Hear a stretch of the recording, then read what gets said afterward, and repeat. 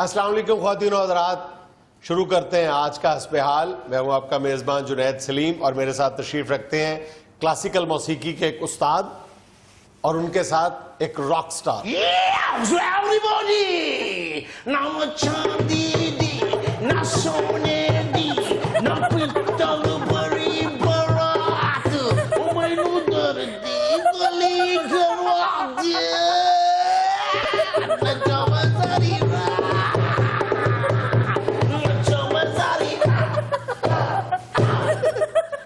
अक्सर इस तरह का जानवर गाड़ी से टकरा जाता है। हाँ, जिस तरह एक सस्ता सा जानवर महंगी सी गाड़ी से टकरा के उसका सत्यानाश कर जाता है, बिल्कुल उसी तरह इस तरह के कूड़ मौसीकी से टकरा के उसको तबाह कर रहे हैं। बेटा ऐसे नहीं गाते, सीख के गाते हैं। अगर गाना चाहते हो तो किसी नामवर खान साहब से कहो यहाँ छुरी फेर दे। जुनैद साहब ऐसे गुलूकार को कहें तो वो टक्कर भी मारता है। ये क्या अपने सांस आपके पता नहीं किस तरह आ रहे हैं। चाचा जी मेरी बात सुने आप। बहुत कूड़ हो, इंतहाई कूड़ बच्चे हो बेटा। देखिए जरा एक उस्ताद आदमी को चाचा जी कह रहा है। बंदा क्या बात करे आपसे, पहले ही मैं थका हुआ हूँ क्योंकि फॉरेन कंट्री से शो करके आ रहा हूँ। फॉरेन कंट्री से नहर आए हो बेटा। वही नहर, खूह, दाल, टोया। स्पेन से आया हूँ, बार्सिलोना। अरे बार्सिलोना, एक मिनट खलो ना। तेन लवे बार्सिलोना और बार बार लवे सलोना। कैसी दूसर है? क्या बात है उस्ताद जी, ज्यादा मुंह कड़वा हो गया तो टॉफी दूं? ये साहब कौन है? ये गौरी साहब है, सलीम गौरी। किस महकमे में होती है? बापडा में। ते अग किवें लगी सी कुर्सी ट्रांसफार्मर ते रख बैठे सन। उस्ताद जी गर्मियां नू चादर लेंदे हो तो सर्दियां नू की लेंदे हो? उधार, क्योंकि सर्दियों में बारीक आदमी बाहर नहीं निकलता। अगर सर्दियों में बाहर नहीं निकलते तो गर्मियों में कौन सा आप वैमले में शो करके आते हैं? मैं माफी चाहता हूँ जुनैद साहब, खुदा हाफिज। ओहो, क्या हो गया उस्ताद जी? Please. I am sorry sir. और जानते हो जुनैद साहब जिन्हें जा रहे हैं ना घंटे बाद भी बंदा ले आएगा। नहीं यार, उस्ताद जी प्लीज तशरीफ लाएं। हद हो गई है जुनैद साहब, हम तो आपकी इज्जत और एहतराम में चले आते हैं, आपने ऐसे शोखे बच्चे यहाँ बिठाए होते हैं। नहीं, मैं माफी मांगता हूँ यार, प्लीज जरा ख्याल रखें, तशरीफ रखें, तशरीफ उस्ताद जी एक ही हाथ चला रहे हैं, दूसरे पे फालिज है क्या? यार। आप सिर्फ डुगडुगी लेके फिर रहे हैं, बांदर मर गया है क्या? तशरीफ रखें उस्ताद जी। क्या कर रहे हो उस्ताद जी? बहुत बहुत शोखा बुना है। आप गुस्सा क्यों कर रहे हैं? मैं आपका शो करूंगा वैमले में, इमदादी। जीते रहो बेटा। 25-25, 30-30 हजार लोग मुझे देखने आते हैं। अच्छा, ते पुत कितने के पैसे वट लेने? तकरीबन कोई 60-70 लाख रुपया। 70 लाख? जी। क्या कहने, क्या कहने? ये नवे मुंडे बड़े बड़े पैसे वटदे जे खान साहब, ਤੁਹਾਡੇ वांगू नहीं। जुनैद साहब खान साहब वर्गे बंदे नू पुछना भी शो च की वटिया, अगो कहंदे मैं मुंह वटिया। ओ यार, खान साहब फिर नाराज हो गए। खान साहब प्लीज, खान साहब आप तशरीफ रखें यार। अब क्या करते हैं? सुनो जुनैद साहब, खान साहब, सर प्लीज। खान साहब आ जाएं प्लीज। आ जाओ खान साहब आ जाओ। अब अगर हम वापिस आए तो आप हमारे मरे का मुंह देखें। ओ खान साहब, क्या अल्लाह ना करे जी, अल्लाह तुम जिंदगी दे। खान साहब वापस आ जाओ, आ जाओ, हौली हौली तुहानू वापस आउण दी प्रैक्टिस ते हो ही गई है। आ जाओ जी, लेफ्ट राइट कर दे। आ जाए, खान साहब आ जाए प्लीज। आ जाओ सही है, मेहरबानी तुहाडी। तुझको आना होगा, तुझको आना होगा, इश्क सच्चा है। खान साहब को मजाक कर रहे हैं। खान साहब इतने सीनियर है, पूरी उम्र गुजरी है खान साहब की मौसीकी के मैदान में। नहीं, ये बच्चे भी बहुत अच्छे हैं। क्या कहने? Thank you sir. वो क्या बेटा तुम बात कर रहे थे मेरे इमदादी शो की? करेंगे सर, करेंगे। 60-70 लाख रुपए का शो लगता है। तमाम खर्चे निकाल कर 15-20 हजार रुपए बच जाएंगे आपको। ते पुत फिर मेरा रहन दे, अपने प्यो दा करा ले। ओदी केड़ी काटन मेल ली, पाडे ढोलक वाले दा मुंडा है ना तू। हाँ तेन लवे मौला 70 लाख से क्या एकदम 15,000 रुपया। खान साहब ਤੁਹਾਨੂੰ 15,000 ਰੁਪਏ ਬੜਾ, ਤੁਸੀਂ ਕਿਹੜੇ ਨਵੀਂ ਚਾਦਰ ਲੈਣੀ? बहुत ही शौक है भाई आप लोग। ਜਨੇ ਸਾਹਿਬ ਬੁਲਾਓ। खान साहब, ਹਾਂ ਜੀ ਆ ਖਲੋਂਦੇ ਉੱਥੇ ਹੀ ਨੇ ਖਾਨ ਸਾਹਿਬ, ਇਹ ਭੱਲਾ ਸਟਾਫ है। ये देख रहे हैं, आ जाओ। खान साहब मैं आपसे माजरत करता हूँ, आ जाए प्लीज, आ जाए मेहरबानी। बस आ जाए प्लीज। ये हम आपकी वजह से अब आ रहे हैं। पहले भी वैसे आप मेरी वजह से ही आए। मेहरबानी। बहुत शुक्रिया आपका। ਆ ਜਾਓ। ਇਹ ਖਾਨ ਸਾਹਿਬ ਤੁਸੀਂ ਵੀ ਕੁਝ ਗਾਉਂਦੇ ਹੋ ਕਿ ਸੜਕਾਂ ਹੀ ਪਾਰ ਕਰਦੇ ਰਹਿੰਦੇ ਹੋ? क्या तकलीफ है यार, बात है यार, क्या हो गया भाई? तशरीफ रखो जी, बड़ी मेहरबानी। गुस्से में तो तेन लवे मौला चूरन खां, ओ शौकिया तू पा अल्लाह रखे दा मुंडा नहीं है। आवाजा किथे ही होए? ਉਹਨੂੰ ਬੁਖਾਰ ਹੋਇਆ, ਘਰ ਸੁੱਤਾ ਹੈ। जी, यहाँ में लेना एक छोटा सा वक्फा, हमारे साथ होइएगा।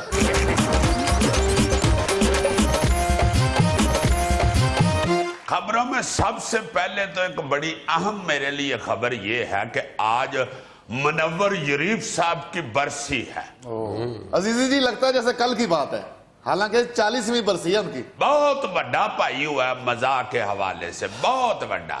मेरा ख्याल है मुनव्वर शरीफ मरहूम के बाद जितने भी कॉमेडियन बड़े बड़े नामवर हुए हैं ना जी, वो सब इस बात का इतराफ करते हैं कि हम मुनव्वर शरीफ से मुतासर हैं। बहुत बड़ा भाई हुआ है मुनव्वर शरीफ। अल्लाह ताला उनको जन्नतुल फिरदौस में जगह अता फरमाए। सबको ही वो बड़े प्यारे हैं, आज तक लोग उनके फैन हैं, और मैं तो उनके लिए इसलिए भी बड़ा दुआगो रहता हूं कि वो मेरे गुजरांवाला के थे। अच्छा, हाय हाय हाय हाय 1940 में गुजरांवाला में पैदा हुए थे। अच्छा, मैंने उनका आबाई घर भी देखा हुआ है। अच्छा, गुजरांवाला के किस इलाके में? शहर जी गुजरांवाला। अच्छा। हाँ हाँ, गुजरांवाला शहर घंटा घर के पास उनका घर था। हाँ जी, आज भी उधर घर है। पप्पू शरीफ मरहूम जो इनके भतीजे थे ना, शरीफ मरहूम के बेटे, उन्होंने खुद मुझे दिखाया था कि ये हमारा दादके का घर है। हाँ जी, और उनके जो वालिद साहब थे अल्लाह बख्शे मौलवी अब्दुल हक साहब, उनके साथ भी मैंने 2-3 दफा मुलाकात की, और उन्होंने भी मुझे ये बताया था कि हम गुजरांवाला रहा करते थे। और अजीजी साहब, मुनव्वर शरीफ साहब अपनी जात में कॉमेडियंस के लिए एक एकेडमी का दर्जा रखते थे। हाँ जी, मैं पहले ही बता चुका हूं ना कि मोइन अख्तर साहब मरहूम जैसे बड़े फनकार, क्या बात। उमर शरीफ साहब जैसे बहुत बड़े कॉमेडियन, अमानुल्लाह खान साहब जैसे बहुत बड़े आर्टिस्ट कॉमेडियन, ये सारे ये मानते हैं कि मुनव्वर शरीफ जो हैं वो हमारे रूहानी उस्ताद थे। अजीज जी सारी दुनिया ही फैन है मुनव्वर शरीफ साहब की, आप उनकी याद ताज़ा कर दें जरा। मैं कहता हूं जी कि हर फिक्रा, हर डायलॉग, हर जुगत उनकी जो है ना, वो जुबान से आम रही है, और आज तक लोग उनके फिक्रे बोलते हैं। मुझे अच्छी तरह याद है कि फिल्म में फाइट कर रहे थे तो मार रहे थे 2-3 बंदे मिलकर, धड़ास गड़ास गड़ास गड़ास, तो एक बंदा सामने आया तो उसे कहते हैं जा तेन माफ की निकल जा। तो पीछे से खलीफा नजीर मरहूम जो एक और बड़े अच्छे कॉमेडियन थे, वो कहते हैं इन्हें क्यों छड़ते थे, कहते घर नेड़े वे। बहुत कमाल। मैं कहता जी हीर रांझा में खेड़े का करैक्टर ऐसा किया कि हीर कुट रही है हीर, और उससे छुड़ा छुड़ू के ना तो चारपाई के नीचे घुस गए, कहते वे मैं तो तेरे थले लगा मैं क्यों। फिर उस लड़ाई में एक और फिक्रा भी बोलते हैं, हीरे असी तेन 30 तोले जेवर पाया, तू सानू आंधी वक्त पाता। बड़े कमाल कमाल डायलॉग। एक फिल्म में ना मलंग बने हुए हैं जी। हाँ जी, तो औरतें गांव की सारी इकट्ठी हुई हैं, अपने अपने मसाइल बता रही है। तो एक औरत आगे वो कहती है, साईं जी साल हो गया मेरा बंदा घर नहीं आया, कहते सुरमा तो इंज पाया जिवें तेन रोज मिलना आउंदा। और जुनैद भा अमान से ऐसा रिदम में बंदा मैंने नहीं देखा। जैसे इंडिया का गोविंदा है ना, वो म्यूजिक बज रहा हो तो बड़ा रिदम। क्या बात जी, क्या आदमी चुना है गोविंदा रिदम में जो, वाह वाह जी, क्या बात। और इधर पाकिस्तान में सादा बोलते हुए भी रिदम नहीं छोड़ा मनवर्दरी। शाल से सुन मेरी इधर ते की करने रेवड़ियां टकड़ी बोलियां रखियां तोड़ी दियां। ये रेवड़ियां बेचने वाले बने हुए हैं, उसमें आवाज इस तरह की लगाते हैं। चलें जी, अल्लाह ताला से दुआ करते हैं कि जो उन्होंने खुशियां तकसीम की हैं, जो कह के बखेरे हैं, वही उनके लिए सदका जारिया बना दे। आमीन आमीन। जी, पहली खबर क्या है जी? जी खबर है, वजीर आजम के साथ किए हुए नाश्ते ने मौलाना फजल रहमान का मैदा खराब कर दिया। मुरगन गजाएं खाने से फूड पॉइजनिंग हो गई। डॉक्टर्स ने चटपटे खाने से मना कर दिया। ना यार, हंसने वाली बात नहीं है ये। देखो तो सही, बड़ी अफसोसनाक खबर है। मौलाना फजल रहमान साहब का मैदा खराब हो गया। ये मेरा ख्याल है वजीर आजम साहब ने कोई ऐसी बात की है मीटिंग के दौरान कि मौलाना ने दिल पे लगाने की बजाय मैदे पे लगा ली। और मौलाना का मैदा खराब होना तो वाकई बड़ी ही अफसोसनाक खबर है, क्योंकि उनके पास मैदा ही तो है। अल्लाह उनको सेहत तंदुरुस्ती दे। मुझे तो बड़े क्यूटू लगते हैं। खाने पीने वाला मैदा नहीं खराब हुआ होगा, मैदे का कोई एक सूबा खराब हुआ होगा। यानी उनके मैदे के कई सूबे हैं। ये कौन सा सूबा है जी? ये पावे वाला सूबा है। ये कौन सा सूबा है? ये जनाब हलवे वाला सूबा। ये सूबा, ये कढ़ाई गोश्त वाला।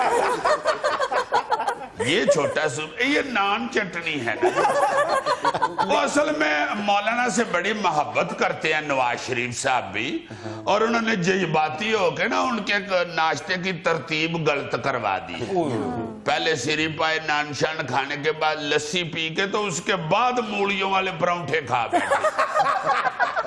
वो मूलियों वाले परांठे गुस्सा कर गए हैं कि हमारी बारी पहले थी, हमें अखीर पे आपने बुलाया। बहरहाल अल्लाह ताला सेहत तंदुरुस्ती अता फरमाए मौलाना को, बड़े प्यारे आदमी है। जी आगे क्या खबर है? जी अगली खबर है, 2012 में हाजियों के लिए 90,000 मोबाइल फोन खरीदे गए। खुर्शीद शाह वजीर मजहबी अमूर थे, किसी हाजी को सेट ना मिला। पब्लिक अकाउंट्स कमेटी के इजलास में इंकशाफ। जब आपने ये बता दिया कि वजीर मजहबी अमूर खुर्शीद शाह से, तो आगे जरूर ये बताना था कि किसी हाजी को फोन ना मिला। अंडरस्टूड है, कुछ ना कुछ तो हुआ ही होगा। देखो जरा, 90,000 फोन, और अपनी तरफ से बनाई हुई खबर करप्शन की। यार बजाय क्रेडिट देने के इस पर भी तुम तनकीद शुरू कर। वही मैं कह रहा हूं ना कि ये करप्शन तो नहीं है ना, ये तो खिदमत है। इसलिए शाह जी ने फोन नहीं तकसीम किए कि उधर जाके सारे हाजी अल्लाह अल्लाह करने की बजाय हेलो हेलो ही ना करते। भाई कई हाजी जो है उन्होंने तो फिर छोड़ देना, तो जितने 4 उम्र जहां हो सकते हैं उन्होंने 1 उम्र करके सांप वाली गेम खेलने बैठ जाए। लेकिन ऊपर से उस दौर में सेल्फी नवी नवी मशहूर हो रही थी, सेल्फियों से बचाया खुर्शीद शाह साहब। अब तो यार वैसे भी सऊदी उलमा का फतवा आ गया है कि दौरान हज या उम्रा जो लोग सेल्फियां लेते हैं ये बाकायदा गुनाह है। जी जनाब, और खुर्शीद शाह साहब देखो ना कैसे पहुंचे हुए उलमा हैं, उनको 4 साल पहले ही पता लग गया। और 90,000 फोन लाइमन शाह जी से कहीं गुम गया होगा, वरना वो गलत बंदे तो है ही नहीं।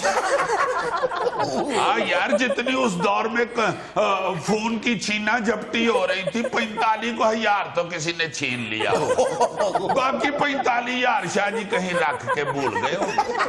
अक्सर ऐसे होता है ना, कहीं जाता है तो फोन रख के भूल जाते हैं। चलो 70,000 गुम जाते, 80,000 गुम जाते, 85,000 गुम जाते, 90,000 यानी 5,000 बचा लेते वो तुम्हारे लिए। जी खबर है, अवामी मुस्लिम लीग के सरबराह शेख रशीद का कहना है कि मई का महीना हुकूमत की तब्दीली का महीना है। ओ मेरे अमाल का, इतना मेरा ख्याल है को बड़ा बंदा अपनी गड्डी का तेल नहीं तब्दील करता जितनी दफा शेख साहब हुकूमत तब्दील करते। अब तो जो महीने हैं ना बेचारे, वो शेख साहब से छुपते फिरते हैं कोई चाचे दी नजर मेरे ते न पाई। मई फंस गया बेचारा फिर। और बचना अल्लाह की रहमत से जून ने भी नहीं। जून अपनी तरफ से चौड़ा होके जो फिर रहा है ना कि चलो मई फंस गया मैं बच जाऊंगा ना। मई का महीना अगर बच भी गया तो शेख साहब फिर जून पे मुद्दा डाल देंगे। छड़ना नहीं शेख साहब ने, अल्लाह खैर करे शेख साहब की। असल में शेख साहब जो है ना जी, वो ये चाह रहे होते हैं कि यार साल के 12 महीने हैं, 12 री ते बंदा तुक्का लावे ते विचों एक अद्धा ठीक हो ही जाए। मगर ये बैड लक है शेख साहब की कि पिछले कई सालों से उनका तुक्के फेल करा के बैठा। विलायती महीने अगर शेख साहब की बात नहीं मानते तो देसी महीने ट्राई कर लें। पो माघ सौन भाद्रो फग्गन चेतर। वैसे ये तजवीज अच्छी है, देसी महीनों की पेश गोई ज्यादा सेफ होगी, लोगों को समझ भी नहीं आएगी कि भादू गुजर गया है, नहीं पता भी नहीं चलेगा कि कब पेश गोई एक्सपायर हो गई। हाँ जी, जब बात पूरी हो जाए तो रौड़ा डाल दिया वही महीना गया। ईमान से माड़े बंदे के सेन का बल्ब नहीं इतनी दफा तब्दील होता जितनी दफा हुकूमत तब्दील करते हैं। नाज़रीन, यहाँ में लेना एक छोटा सा वक्फा, हमारे साथ रहिए। 100% ठीक है तुम्हारी बात, मेरा अपना यही मुशाहिदा भी यार, तजर्बा भी है। मैंने देखा कि दुनिया के हर बड़े शहर में मरीद के कामों की गखड़ राह वाली जहां मर्जी चले जाओ, बिल जो है ना जी, यूटिलिटी बेशक गैस का है, पानी बिजली का, जिसका भी, ये जमा कराते हुए स्यापा ही पड़ा हुआ है लोगों को। ये मेरे हाथ में जो यूटिलिटी बिल है, ये यकीन करो रोजाना जब मैं ऑफिस आता हूँ, जैसे ही लिफ्ट में दाखिल होने लगता हूँ तो हर दूसरे तीसरे दिन की ये बात है कि कोई ना कोई हमारे ऑफिस में से ही ये पकड़ा देता है कि जी ये बिल दुरुस्त करवा। नहीं तो उनको बताओ कि तुम एंकर हो, तुमको एसडी हो जाएगा। लोग समझते हैं बेचारे, क्या करें। तो देखो ना कि यूटिलिटी बिल, दुनिया के किसी मुल्क में यूटिलिटी बिल्स जो है वो इस तरह लोगों के लिए नाइटमेयर नहीं है जिस तरह हमारे लिए। हर गरीब आदमी, बल्कि आम आदमी, मतवसत तबके का आदमी, जो प्रिविलेज्ड क्लास है हमारी, उसको तुम माइनस कर दो, बाकी हर आदमी के लिए जो गैस बिजली किसी भी चीज का जो यूटिलिटी बिल है, ये एक मुसीबत है, अजाब है। पहले मरहले से लेकर आखिरी मरहले तक, यानी पहला मरहला तो ये है कि जाहिर है यूटिलिटी बिल की जो अमाउंट लिखी होती है वही रातों की नींद उड़ा देती है। अमाउंट कहते हो, सारा बिल ही नहीं समझ आता। मैं कहता हूँ इस पे अंग्रेजी होनी नहीं चाहिए, उर्दू जुबान में बिल होना चाहिए। देखो ना अब AMT ये हम जिक्र कर चुके हैं कि जो बापडा के ऊपर जो बापडा मुख्तलिफ सरचार्ज हमसे लेता है वो किस कदर कॉम्प्लिकेटेड है, क्या क्या उसमें टर्मिनोलॉजी इस्तेमाल की होती है। सिर्फ बापडा के बिल को समझने के लिए आपको MA करना पड़ेगा, सिर्फ उस खास सब्जेक्ट में। हाँ जी रहने दो, तुम्हें भी समझ यार, मेरा सवेरे पर्चा है इस्तेमाल शुदा गैस रकम गैस बिल तो है।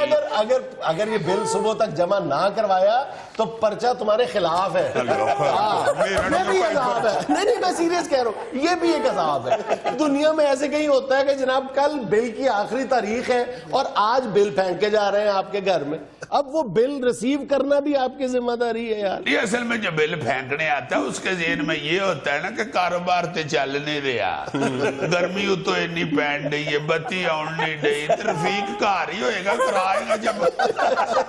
अच्छा, फिर जो तीसरा अजाब है वो ये है कि अगर बिल में कोई गलती है, अब गलती उनकी है, गलती इदारे की है, उसकी दुरुस्ती उनकी जिम्मेदारी है। अब वो बेचारा जिसका बिल गलत आ गया है उसकी जिंदगी 10-15 दिन के लिए तो अजाब हो गई ना बेचारे। हाँ जी, बिल दुरुस्त करवाने के लिए सिफारिशें तलाश करता है, चक्कर लगाता है बार बार, फिर वहां पे जो उन लोगों का जो स्टाफ है, उन इदारों का जो स्टाफ है, उनका जो हद तक अमेज रवैया है, बिल उठा के फेंकते हैं जैसे ये कोई कीड़े मकोड़े हैं, जानवर हैं। ये सारे हैं आपके यार, ये एहतराम की जगह है। और इतनी टेबलों पे भेजते हैं, इतने बंदे एक दूसरे की तरफ भेजते हैं कि बंदा आखिर आके के कह देता है कि भाई जी फिर खराब तो ही ठीक कराना है यार।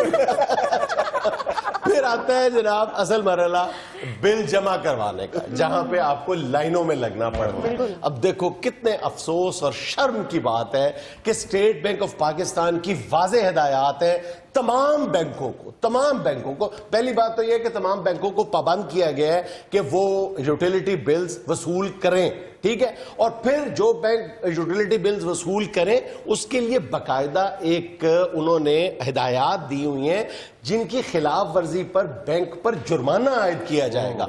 मसलन बड़ी आम सी बातें हैं कि जनाब सार्फिन के लिए खवातीन और मर्दों की अलग अलग लाइन होगी और उनके लिए अलग अलग अंदर जो वसूल कर रहे हैं उनके ऑफिसर्स भी अलग अलग बैठे होंगे। कितनी जगह पे कितने बैंक्स में आपने 2 बंदे देखे हैं वसूल करने वाले, कहीं नहीं आपको नजर आते। फिर इस बात का पाबंद किया गया है कि सायादार जगह की फराहमी होगी, लाइनों में लगे हुए हैं। यानी फिर बैंक दरख्त के नीचे बढ़ाना चाहिए। हाँ, मतलब सायादार जगह उनके लिए वो कैनोपीज लगाएं, उनके लिए सायादार जगह जहां पे लाइनें लगी हुई हैं उनको सायादार जगह फराहम करें, फिर उनको ठंडा पानी दे। ठंडे अब आगे गर्मियां आने वाली हैं, जरा लाइनों में लग के तो देखो वहां पे। बहुत अच्छे, तुम्हारा क्या ख्याल है? मैं कोई टहनी जाके बिल जमा कराता हूँ? मैं भी लाइन में ही लगा होता हूँ। असल में मसला ये हो गया हुआ है कि जो सरकारी मुलाजमीन है ना वो तो बैठे ही सिर्फ इसलिए होते हैं ना जी कि जिन्हें आना है ना उदा काम करना नहीं, बल्कि कसम उठा के बैठे होते हैं। और ये जो है अपना बैंक सारे ये भी तकरीबन पहले तो सरकारी ही हुआ करते थे, अब बैंक ये प्राइवेट हो गया, मगर इनका एटीट्यूड जो है वो अभी तक उसी तरह का है। बहुत कम ऐसा देखने में आया कि आम बंदे के साथ भी ये ठीक बोले, वरना सीधी सीधी बात है जिसका अकाउंट बैंक में बहुत तगड़ा है ना उसको ये कुर्सी भी देते हैं, चाय भी देते हैं, बोतल भी पूछते हैं उनके लिए। बोतल वो अक्सर पीते नहीं, चूंकि जिसका अकाउंट याद है उसको शुगर जरूर है। तो जो माड़े बंदे हैं ना जिनको शुगर नहीं उनको फिर ये नहीं पूछते बोतल चलो दौड़ो बाहर, क्योंकि उन्होंने पी लेनी होती है। वो पी लेते हैं ना, फिर उनको फिर अंदर नहीं आने देते। अच्छा, सबसे बड़ी मुसीबत पता है क्या है? इन यूटिलिटी बिल्स पे जो अफसरान या दफातर के राब्ता नंबर दिए होते हैं, फोन नंबर दिए होते हैं, वो कभी जवाब उनसे मौसूल नहीं होता, नेवर। आज हमारे रिसर्चर ने ये कोशिश की है कि मुख्तलिफ दफातर में राब्ता किया जाए, मुख्तलिफ SDO, एक्सियन, गैस पे भी और बिजली के भी, उनसे बात की जाए। कमोबेश 14-15 लोगों से बात करने की कोशिश की गई है, सिर्फ एक जगह से जवाब मौसूल हुआ है। कोई खुदा के बंदो, अकल के अंधो, अगर तुमने ये काम नहीं करना, अगर तुमने फोन नहीं अटेंड करने, तो क्या जरूरत पड़ी है लोगों को पागल बनाने की? फिर ये नंबर नाम लिखा करो ऊपर। और यार गर्मी ना खाया करो, जो 14 बंदों को आपने राब्ता किया, 13 ने नहीं उठाया, उनकी हो गई है लड़ाई। वो 13 लड़ने के लिए गए हैं, एक बिठा तो गए हैं कि तुम फोन सुनते रहे। सर बिलों की दुरुस्तगी को तो आप छोड़ दें, ये जो सुई गैस के बिल पे गैस लीकेज का इमरजेंसी नंबर दिया हुआ है वो भी नहीं उठाते। हाँ, कई गली मोहल्लों में ऐसे देखा कि 6-6 महीने साल गैस की बदबू आती रहती है, कोई ना ठीक करने आता है ना को किसी की सुनता है। मल्ले वाले छेड़ना शुरू हो जाते हैं कि भाई जी नहीं गैस वाले आउंडे तो मेरे दे डॉक्टर नु ही दिखा लो। बुनियादी मसला हमारे माइंडसेट का है, यानी इन इदारों के जो करता धरता है उनको ये उनकी अकल में ये बात नहीं आती कि ये हमारे मौसन है, ये चीज इस्तेमाल कर रहे हैं, हमारे सारिफ है और हमें उसके एवज ये कुछ पे कर रहे हैं, हम इनसे पैसे ले रहे हैं और उनको तो कम से कम सहूलतें दे दो। यार वो जो पैसे ले रहे हैं अगर खुद उनकी याती जेब में जाने होना तो फिर दे सहूलत। वो पैसे जाने हैं सरकारी खजाने में, तो सरकारी खजाने से किसको मोहब्बत होती है? हुक्मरानों को। फिर हुक्मरानों को बिठा दो उधर बिल ठीक कर दे। दुनिया में लेना एक छोटा सा वक्फा, हमारे साथ रहिए। भाईजान मुखबर आपका छुट्टी पे गया हुआ है? क्यों जनाब, खैर है, तड़ ड्यूटी दे रहा मुखबर, तो इतनी मुखबरियां भर के लाया। अजीजी साहब क्या हो गया यार, क्या हो गया भाई साहब आपको? ओहो जीजी जी, मैंने तो वो डिश वाला सांप कहा है। अकल किया करो यार, ड्राई दिया गौरी तुमने। नहीं, कुछ नहीं। मैंने समझा सच्ची मुच्ची सांप ने खड़ा है। वो डिश तो जाहिर है, उसके बगैर तो हो ही नहीं सकती मुखबरी। तो फिर बिस्मिल्लाह करो। डिश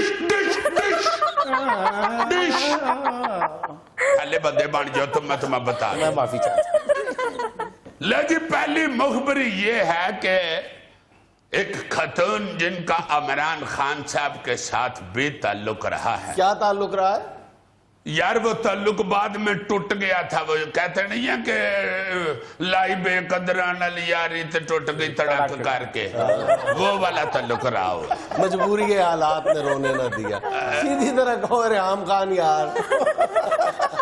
यार इतना मेरा मुखबर नहीं खोचल जितना ये तेज हो गया। लो जी मुखबर बताता है कि रेहाम खान साहबा जो हैं पिछले दिनों उन्होंने वजीर आज़म साहब से राब्ता किया है। किसी बंदे के थ्रू पैगाम भेजा या फोन किया या मुलाकात हुई, ये मेरा मुखबर कहता मैं क्लियर नहीं कर सकता। बहरहाल उन्होंने वजीर आज़म साहब को एक तजवीज दी है। वो तजवीज जो है ना जी, वो सुन के वजीर आज़म साहब का हंस हंस के बुरा हाल हो गया। हालांकि मुखबर कहता है कि नवाज शरीफ साहब में ये खसीयत है कि कोई उनको तजवीज दे ना तो वह एक्सप्रेशन से ये महसूस नहीं होने देते कि ये तजवीज अच्छी है या बुरी है या मैंने मान लिया या नहीं मानी। मगर रेहाम खान साहब की इस तजवीज पे वो खुल खला के हंसे है। वो कहते हैं यार गाल सुनो अब मैंने बेशक कर लिया या नहीं, बहुत बड़ी भैया किया। ये मैं जोर से इसलिए हाथ रहा हूं कि नवाज शरीफ साहब जितना सुर्ख हो जाऊं मैं, मगर नहीं हो सकता। मेरा ख्याल है ये 9 अप्रैल से पहले का वाकया होगा, क्योंकि पनामा लीक के बाद तो वजीर आजम नहीं हंसे। पहले का ही होगा मगर वो बहुत ही हंसे। तजवीर रेहाम खान साहब ने ये दी कि वजीर आज़म साहब आप अगर मुझे KPK का गवर्नर लगा देना तो फिर मैं उस सूबे की हुकूमत को भी नाथ डाल सकती और वो भी मुझसे तरे रहेंगे। तजवीज तो बुरी नहीं है वाकई यार। इसने क्या कहा कि पक्का करा के कहीं उनका गवर्नर ही न लगवा दे।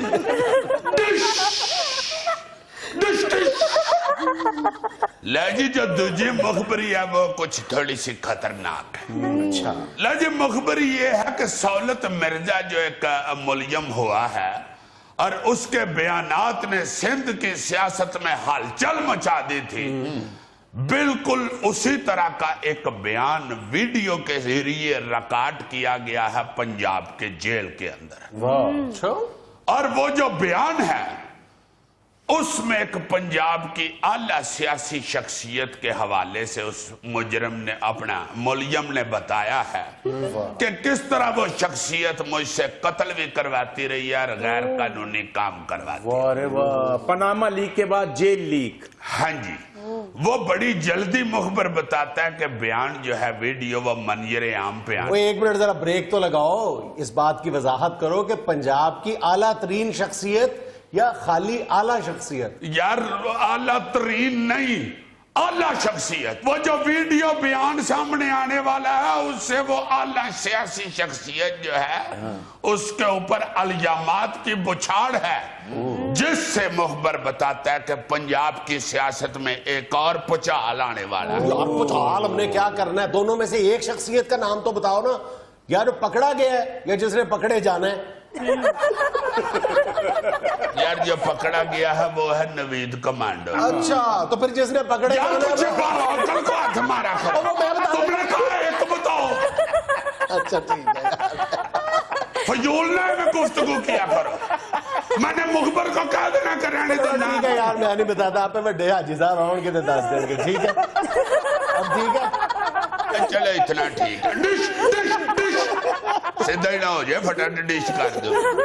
लो जनाबे आली एक DCO साहब जो बड़े बड़े शहरों में भी DCO रह चुके हैं, आजकल नीपा के कोर्स पे गए हुए हैं। मुखबर बताता है कि उनके हवाले से चंद प्रोजेक्ट्स में कपलों की इन्वेस्टिगेशन शुरू हो गई है। और उसमें दिलचस्प बात यह है कि जो सबूत पेश करने वाले लोग हैं वो को बगाने नहीं, हुकूमत का ये MNA और MP है। हाय हाय हाय, देखा जो तीर खा के कमी खा की तरफ। किधर वो पीछे तो कैमरा मैन। नाज़रीन यहाँ में लेना एक छोटा सा वक्फा, हमारे साथ रहिएगा। नाज़रीन, आज हस्बे हाल के इस कटहरे में एक ऐसी शख्सियत खड़ी है कि जिसकी अहमियत या ताकत को आप तभी जानते होंगे अगर आपका जिंदगी में कभी उससे वास्ता पड़ा हो, यानी एक पटवारी। बड़ी समझदारी वाली बात की है जुनैद साहब आपने। आप भी जरा समझदारी करें और सीधे होके खड़े हो जाए, ये कटहरा है। सीधे क्यों खड़े हो जाएं? आपने बात करनी है या नाप लेना है? वो ठीक है, घर तुम्हारा अपना है, किराए पे है, इसीलिए पटवारी को कह रहे हो सीधे हो जाओ। और तुम्हें ये अंदाजा नहीं है कि पटवारी सीधा हो गया तो तुम्हारी 7 नस्लें टेढ़ी हो जाएंगी। जरा तमीज से खड़े हो यार, तुम पटवारी हो या सुल्तान रही बन के खड़े हो? तो तमीज से किस लिए खड़ा हो जाऊं जी? आप एंकर हैं या मेरे अब्बा जी हैं? ओ भाई, तुम पे फर्दे जुर्म है, तुम पे बड़े संगीन नौयत के इल्जाम है। ओ जी, मुझ पे फर्दे जुर्म है, ठीक है, आपका मकान तो अपना है ना। धमकी दे रहे हो? और नहीं जी, धमकी नहीं, आपको समझदारी की बात बता रहा हूं। आप तो खुद बड़े समझदार हैं, आप तो जानते हैं पटवारी की खींची हुई लाइन और मुहर्रर का डाला हुआ नुक्ता कोई नहीं मिटा सकता। वो दिन गुजर गए जब तुम अपनी मनमानी कर लिया करते थे, अब तुम लोगों की ताकत आधी रह गई है। हाय, ये भी अच्छा है। ये तुम हाय हाय करके कैसे बात कर रहे हो? कटहरे में खड़े हो। जी मालूम है मुझे, मगर ये जो आपने कहा है ना कि आपकी ताकत आधी रह गई है, अच्छा है। इसलिए कि आपको ये नहीं पता कि पटवारी की जितनी ताकत होती है 50% इज एनफ। 1% भी रह जाए तो इसका भला क्या मतलब है? 1% इज इक्वल टू साइल की नाक से 250 लकीरें। किस तरह फखर के साथ बात कर रहे हो? तुम्हें शर्म नहीं आती? खुद जुनैद साहब, शर्म किस बात की? मैं ये जो लकीरें कटवा रहा हूँ, ये कब्जा ग्रुप 2 नंबर लोगों की कटवा रहा हूँ। शरीफ आदमी के, आम आवाम के तो हम खादम हैं। ओ खुदा का खौफ करो, ये जो कब्जा ग्रुप और 2 नंबर लोग हैं ना, इनके साथ तो तुम लोगों की अट्टी सट्टी होती है। नाक की लकीरें तुम शुराफा की निकलवाते हो। ये भी खूब कहा। खूब कहा, मैंने शेर सुना है। नहीं, बात की बात कर रहा हूं, जो आपने बात की है खूब की है। और जनाब, शरीफ आदमी भी वो जो 2 नंबर काम करना चाहता है वो हमारे सामने आके चीखता है, वरना यकीन माने खिदमत कर रहे हैं लोगों की दफ्तरों में बैठ के। ओ भाई, ये कंप्यूटराइजेशन से पहले तुम 8000 पटवारियों ने पंजाब के 2 करोड़ से ज्यादा जिम्मेदारों को आगे लगाया हुआ था। देख रहे हो हमारी ताकत? मेरा ख्याल है पटवारी पकड़ के पागल हो गया। जुनैद साहब, बात ये नहीं होती कि किसी को आगे लगा लिया जाए या किसी के पीछे लग जाया जाए। हजूर, हम तो खिदमत करने बैठे हुए हैं। ये कंप्यूटराइज्ड होने से पहले भी खिदमत कर रहे थे, कंप्यूटराइज्ड हो गए हैं अब भी खिदमत कर रहे हैं। फर्द कंप्यूटर देता है ना, मगर उससे पहले खसरा नंबर तो आपका खादम ही देता है। खसरा नंबर मिलेगा फिर जाके कहीं फर्द मिलेगी। इस पे कोई असर नहीं होने वाला। आहा, अतीक छोड़ दो मुझे। छड़दा तेनू तू कैसे पकाना है? हाय, पटवारी गरीब आदमी के सामने रह जाता है। जा जाके अपने एसपी से पूछ जिसके 16 प्लाट है कि पटवारी की क्या वैल्यू है। बिल्कुल सही कह रहे हैं। अच्छे भले तगड़े आदमी की भी जमीन के कागजात में जानबूझ के कोई ना कोई गलती छोड़ देते हैं या कर देते हैं ताकि फिर उसकी दुरुस्ती के नाम पे लाखों रुपए वसूल करें। सुन रहे हो? वो तेरी बिस्ती कर रहे हैं, कोई गजल नहीं सुनान दे। ओए अतीक, ओए को खुदा के लिए प्लाट खरीदो। ओए जमीन का नहीं तो किसी नावल का प्लाट खरीद, किसी कहानी का प्लाट खरीद लो, किसी अफसाने का प्लाट खरीद लो, फिर तुम्हें पता चले पटवारी की वैल्यू का। वैल्यू तो तेरी तो उदों मैनू पता लग गया सी जदों मैं इनू फड़न गया। बाबू जी मैनू बाहर बिठाई रखिया धुप्पे। अच्छा, चंगा भला मैं गया, मैं काला हो गया। लो, ओए film star plumber Rana, Momar Rana है, मोमर राणा इसी तरह के आए थे, उसी तरह लेके आ गया। बाबू जी आके के मैं अंदर गया, मैं क्या मैं तुहानू फड़न आया, कोई फतराना लैन नहीं आया। ਅੱਗੋਂ ਕਹਿੰਦਾ ਬੈਠੋ ਬੈਠੋ ਖਾਣਾ ਖਾ ਕੇ ਚਲਦੇ ਆਂ। अच्छा ਉਹ ਮੈਂ ਕਿਹਾ ਜਿੰਨਾ ਖਾਣਾ ਪਿਆ ਇਹ ਤੇ 2.5 ਘੰਟੇ 'ਚ ਨਹੀਂ ਮੁੱਕਣਾ। 3 ਬੰਦੇ ਬੈਠੇ ਬੋਸਕੀਆਂ ਪਾ ਕੇ ਤੇ ਖਾਣਾ ਅੱਗੇ 33 ਬੰਦਿਆਂ ਦਾ ਪਿਆ। ਖਾਣਾ ਖੁਣਾ ਖਾ ਕੇ ਉੱਠ ਕੇ ਆਪਣੇ ਮੁੰਚੀ ਦੀ ਕਮੀਜ਼ ਨਾਲ ਹੱਥ ਪੂੰਝ ਗਏ ਤੇ ਕਹਿੰਦੇ ਬਾਕੀ ਦਫ਼ਤਰ 'ਚ ਵੰਡ ਦਿਓ। ਉਹ ਗੱਡੀ ਪਤਾ ਕਿਹੜੀ ਜਾਇਆ ਜੇ? Land cruiser. लैंड क्रूजर में आए हो तुम? ओ जनाब, लैंड का काम करता हूं तो लैंड क्रूजर पे आऊंगा ना। मैं कोई डॉक्टर तो नहीं जो मेडिकल क्रूजर पे आ जाऊं। जहां लैंड स्लाइडिंग होती है वहां भी जाया करो। नाज़रीन, ये था आज का हस्बे हाल। खुश रहें, खुश रखें। आपसे मुलाकात होगी इंशाल्लाह कल। अल्लाह हाफिज।